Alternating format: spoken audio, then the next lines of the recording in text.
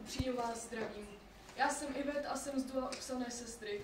Moje ctěná druhá polovička, Suzy, tu se mnou není, protože nestuduje na vsetínských školách a proto jsem tady sama za sebe.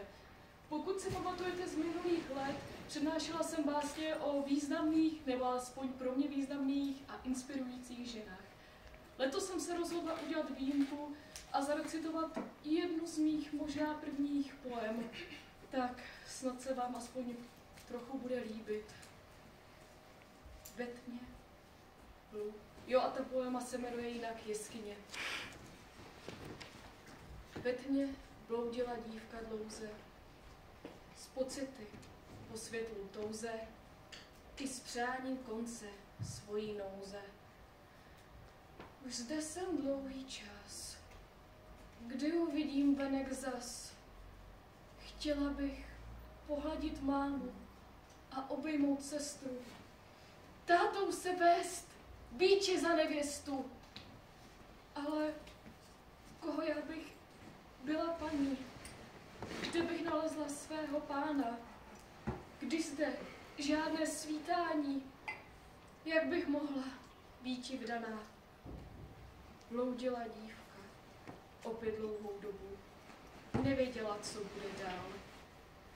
Když to narazila na osobu muže, co také jí nepoznal.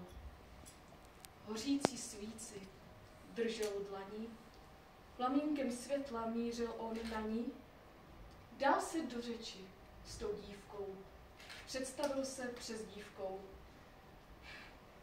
Já jsem Aslan, proč bloudíš zde beze světla?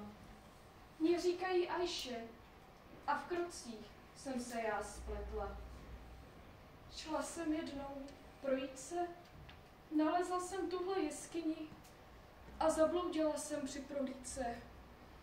Tma mi je svědkyní té změny pláče zlitujícího, na projevy touhy po uzdravení duše, touhy po obětí člověka milujícího, přání vidět a opět cítit vůni růže. Nevysvobodím tě zcela z tvého prokletí. Nejsem Freudův žák. Již neplakej, slečno krásná. Nebude zde půl století. Volná zas budeš jak pták, kéž budeš brzo i šťastná. Chytí mě za ruku, slečno hezká. Společná zřejmě je naše stezka.